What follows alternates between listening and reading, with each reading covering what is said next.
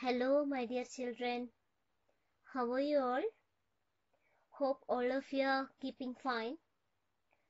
Today, we start our first class in chemistry in class 8. And our chapter name is Metals and Non-Metals. Shall we start? Okay.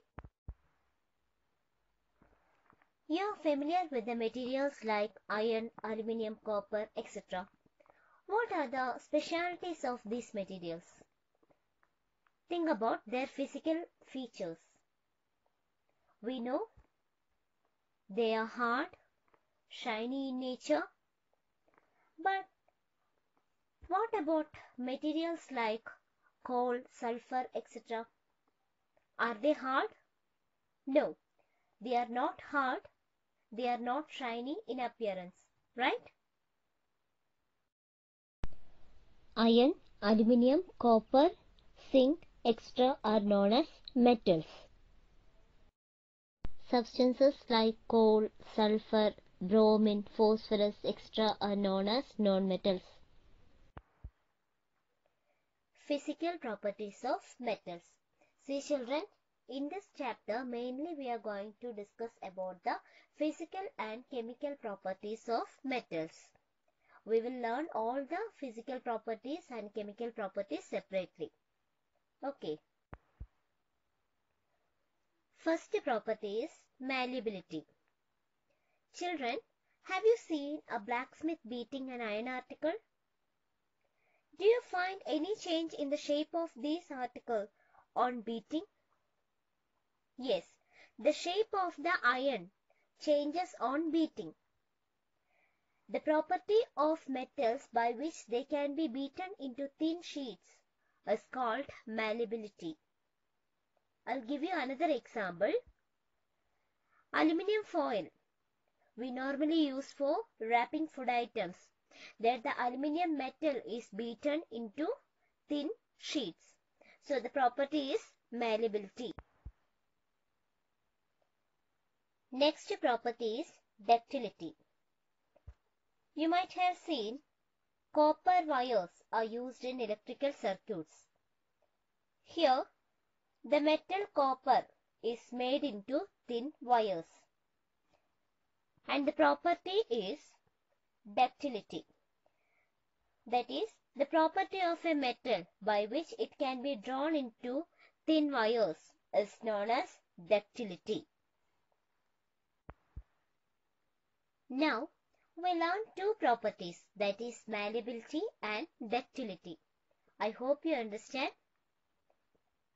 Have you ever noticed the difference in sound on dropping on iron sheet or plate on the floor?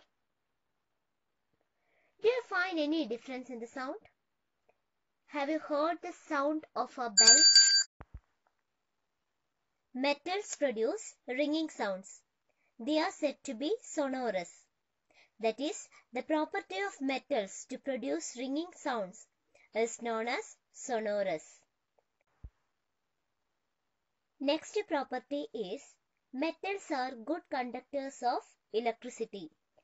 Normally, metal conducts heat and electricity. See children, in the beginning we discussed some other properties such as metals are hard and they are lustrous. Lustrous means they are shiny in appearance. That also you can write as the physical property of a metal. Now, think about the materials like coal and sulfur. They break down into powdery mass on tapping with hammer. They are not sonorous. They are poor conductors of heat and electricity. These materials are called non-metals. Another examples are carbon, phosphorus, bromine, etc. Here, a non-metal never shows the properties similar to a metal. We know metals are sonorous. Metals are good conductors of heat and electricity, whereas non-metals are poor conductors of heat and electricity. So, The properties which is applicable to metals are not matching in case of a non-metal. Okay. We discussed that normally metals are hard, lustrous, solid in nature. But there are some exceptional cases, children. Sodium and potassium are metals, but they are not hard. They are soft and that can be cut with a knife. Normally metals are hard, but mercury is a liquid metal. Bromine is a liquid non-metal. See children, this is same for other metals. These are just exceptional cases.